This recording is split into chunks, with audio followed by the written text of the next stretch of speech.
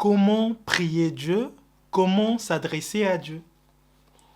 Nous allons commencer par rappeler que la manière dont nous adorons l'Éternel Dieu a de l'importance. La manière dont nous prions l'Éternel Dieu a de l'importance. Et il serait préférable que nous adorions Dieu comme il le veut lui-même.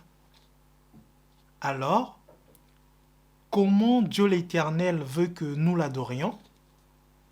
Comment Dieu veut que nous nous adressions à lui? Ou encore, quelle est la bonne manière de prier et de s'adresser à Dieu?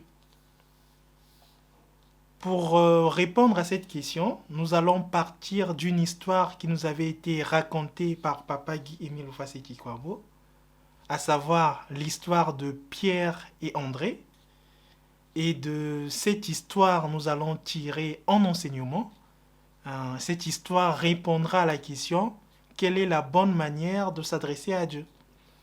Nous pouvons la lire dans la note circulaire du 3 août 1989. Note circulaire du 3 août 1989.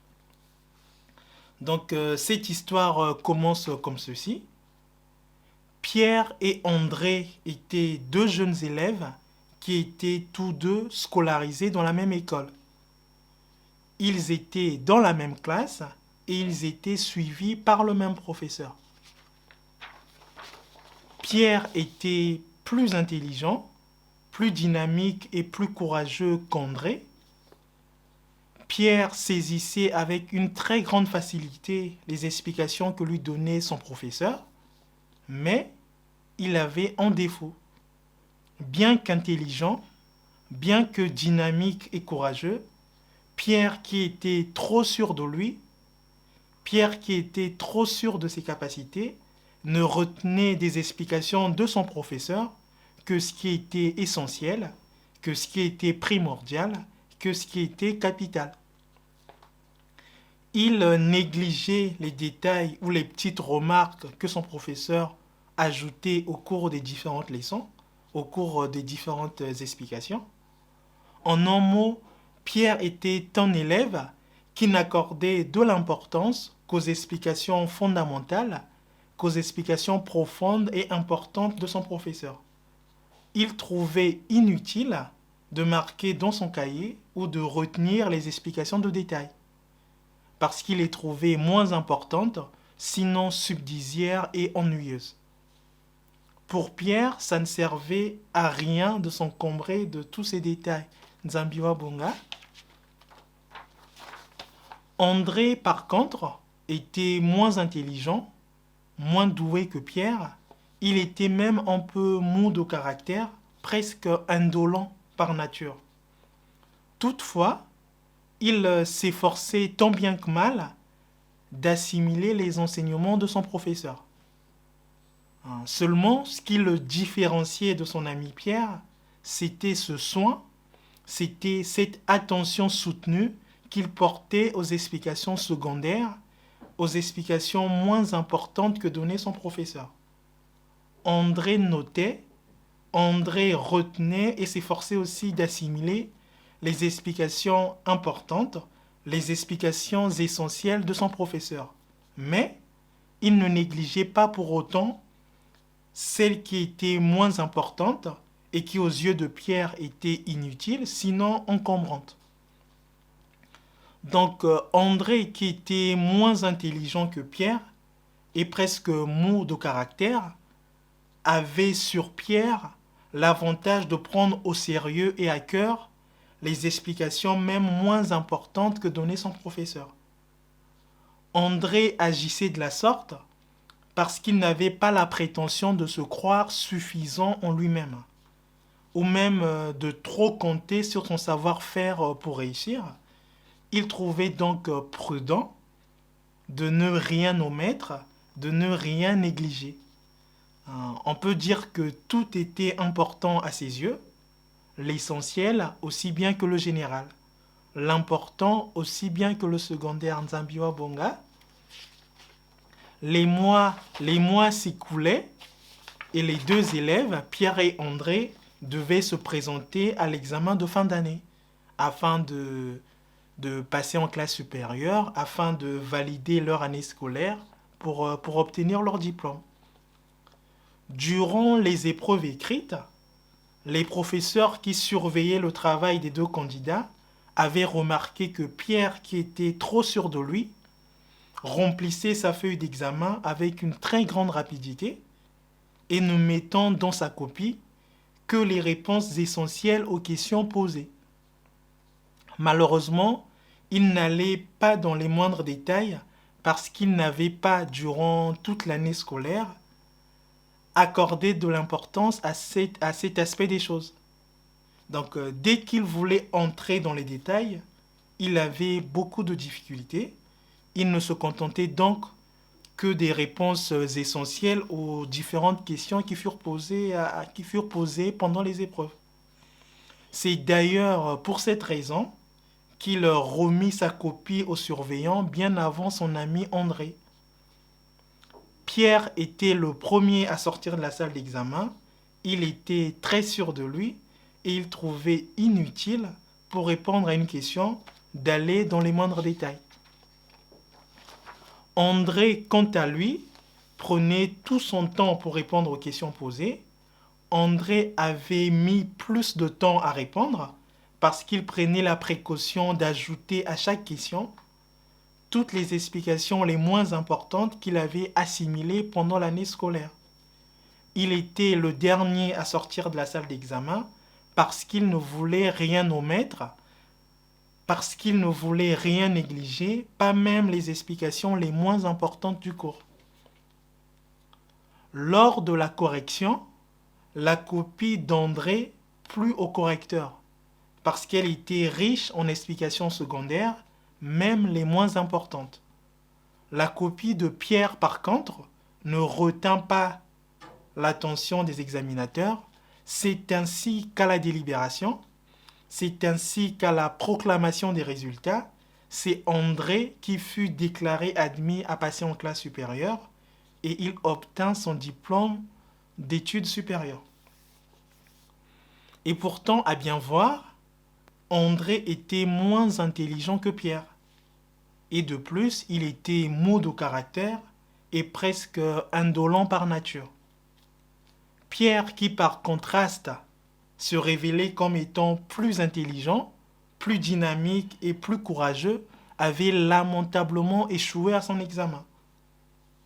Tout simplement parce qu'il avait négligé les explications les moins importantes de son professeur et parce qu'il était trop sûr de lui, Nzambiwa Bonga.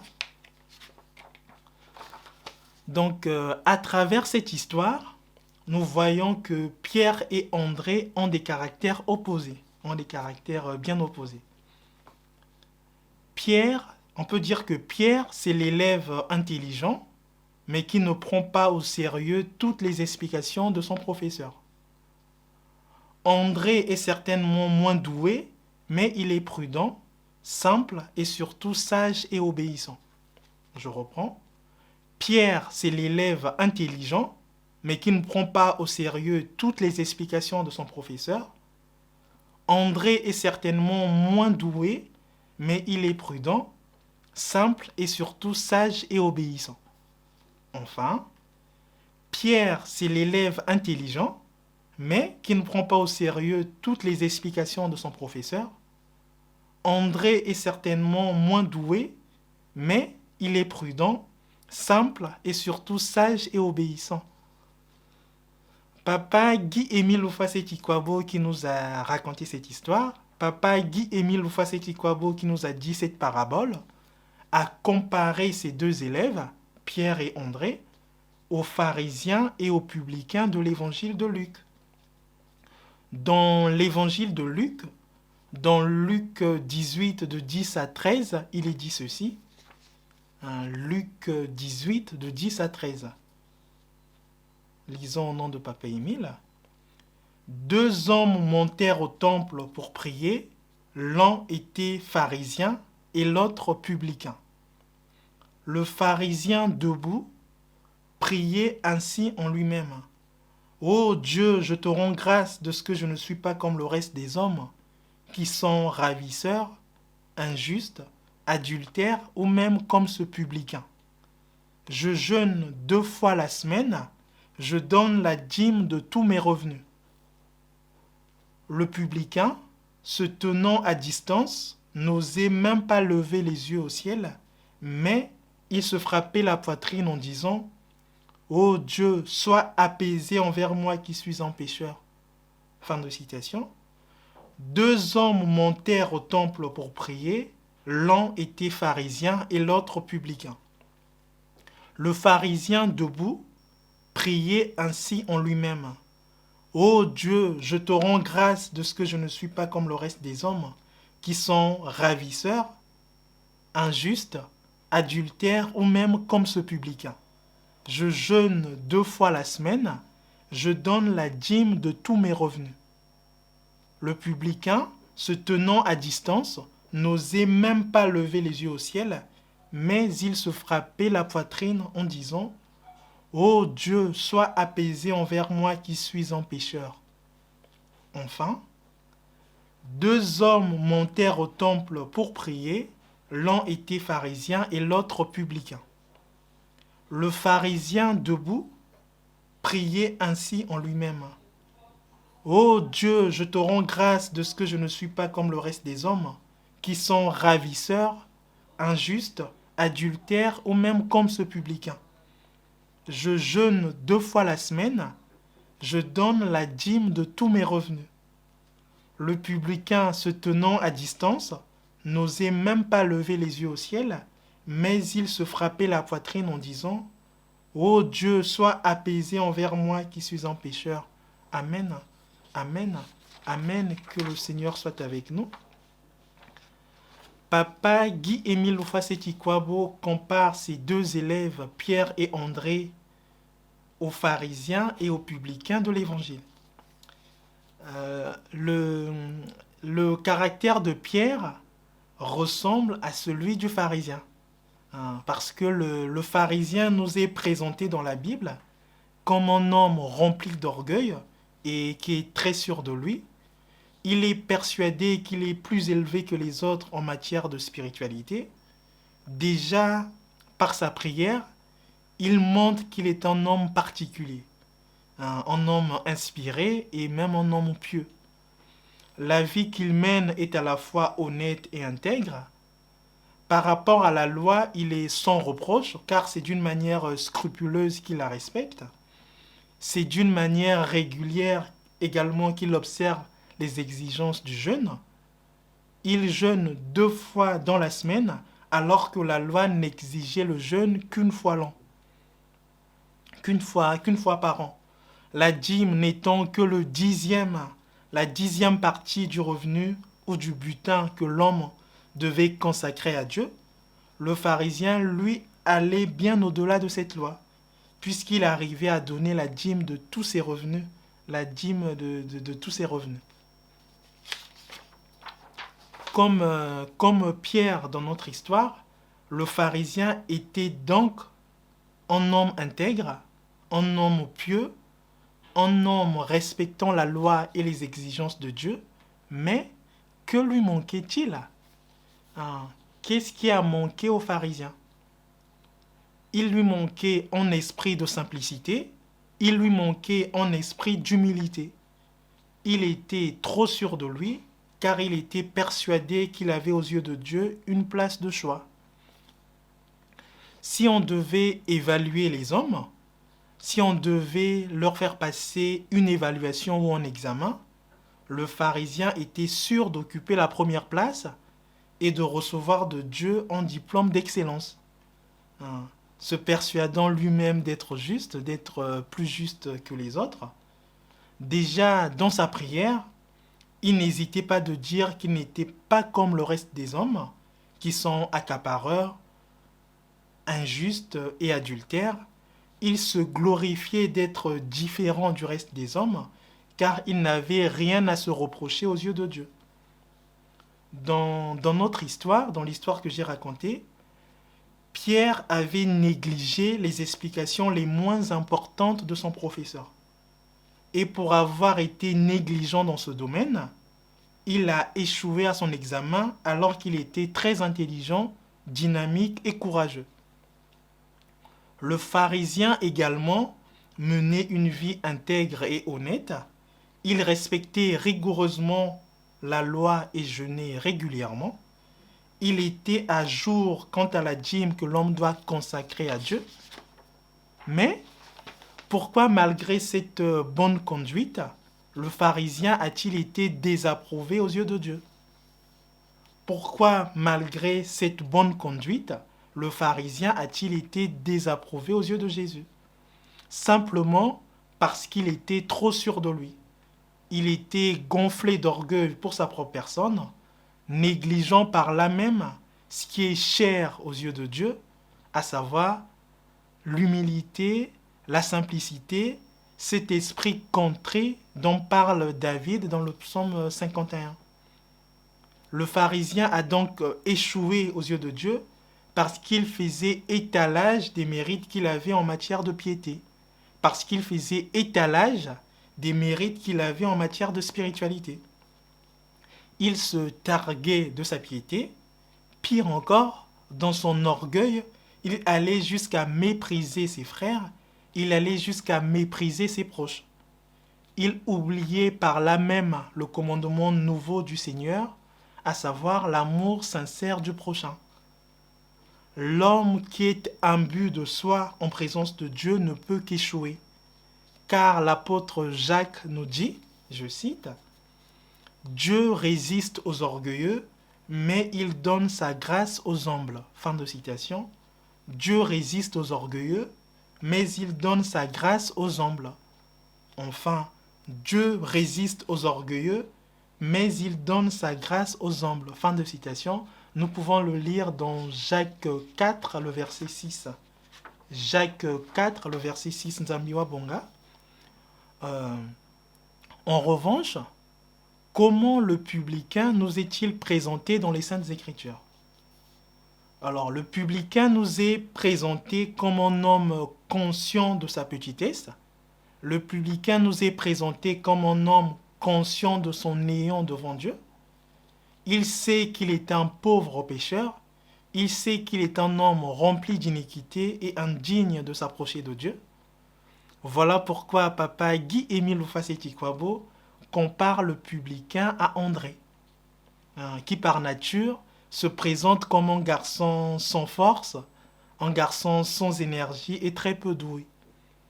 De même que André, conscient de sa faiblesse, prenait le soin de tout noter, de conserver les remarques secondaires de son professeur, de même, le publicain, conscient de son état de péché, prend lui aussi le soin de se tenir loin du Saint-Lieu pour faire sa prière. Il sait qu'il est trop mauvais pour s'approcher de Dieu. Au lieu de mettre sa confiance en lui-même, il la met en Dieu, puisqu'il espère que Dieu tiendra compte de son humilité et écoutera cette prière à la fois simple, humble, mais sincère qu'il lui adresse. Donc, conscient du nombre impressionnant de ses péchés, le publicain n'osait même pas lever les yeux au ciel. Il n'osait pas non plus lever les mains au ciel, car il savait que Dieu ne peut écouter la prière de l'homme orgueilleux qui, se croyant juste, ose lever les mains et les yeux pour prier. Donc, tête baissée, touché par la multitude de ses fautes, le publicain, dans une attitude simple, dans une attitude recueillie et confiante, épanchait la confession de ses péchés et implorait le pardon, la miséricorde de Dieu. Le publicain a tenu compte de ce que Dieu exige de l'homme, c'est-à-dire l'esprit de repentance. Le publicain a tenu compte de ce que Dieu exige de l'homme, à savoir l'esprit de repentance. Le pharisien, trop sûr de lui, a négligé cet aspect et a laissé l'orgueil gagner son cœur. Pierre aussi était sûr de lui, mais il a échoué. André, par contre, a réussi à son examen. Donc, le pharisien et le publicain, eux aussi, venaient de passer en examen. Et pour eux, le professeur, c'était le Seigneur Jésus-Christ lui-même. Donc la question que l'on peut se poser, c'est qui des deux, qui du pharisien et du publicain a réussi à son examen? Autrement dit, quelle conclusion le Seigneur Jésus-Christ a-t-il pu tirer devant l'attitude du pharisien et celui du publicain? Dans les Saintes Écritures, la Bible nous dit que le Seigneur Jésus-Christ avait prononcé son verdict en faveur du publicain et en défaveur du pharisien. Le Seigneur Jésus-Christ avait prononcé son verdict en faveur du publicain et en défaveur du pharisien. Le verdict de notre Seigneur Jésus-Christ fut que le publicain retourna chez lui content, satisfait, mais surtout justifié, c'est-à-dire pardonné et accepté par Dieu, parce qu'il a tenu compte de l'attitude de repentance que Dieu exige à tout homme avant qu'on demande quoi que ce soit. Le publicain est donc comme cet élève qui, pourtant moins doué, a su tenir compte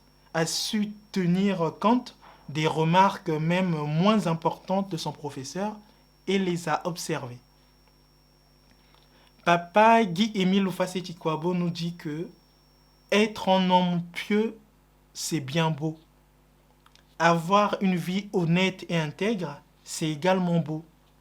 Respecter la loi, jeûner régulièrement, payer sa dîme, c'est encore beau. Mais Dieu veut aussi que l'homme reconnaisse d'abord sa petitesse devant lui, que l'homme cultive en lui cet esprit contrit et qu'il se repente. Dieu veut aussi que l'homme reconnaisse d'abord sa petitesse devant lui, que l'homme cultive en lui cet esprit contrit et qu'il se repente. Alors, il sera agréable à Dieu et méritera le salut.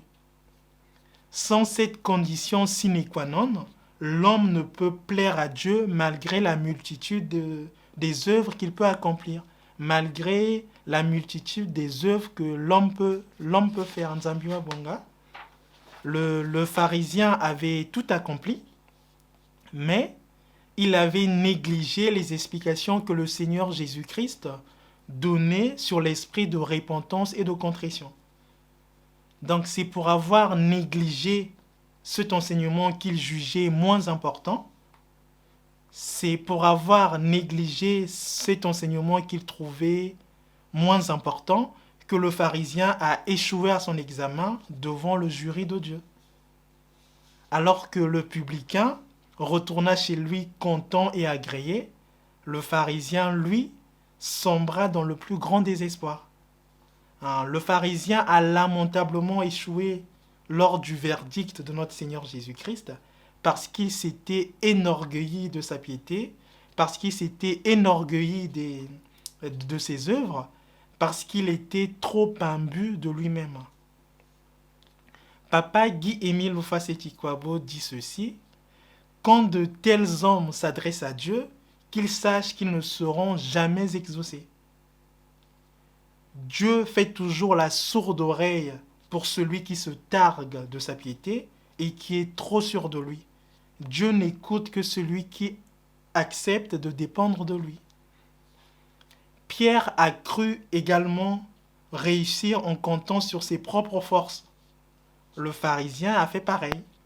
Mais hélas, c'est André qui a été déclaré admis et c'est le publicain qui est retourné chez lui justifié, pardonné et accepté par Dieu.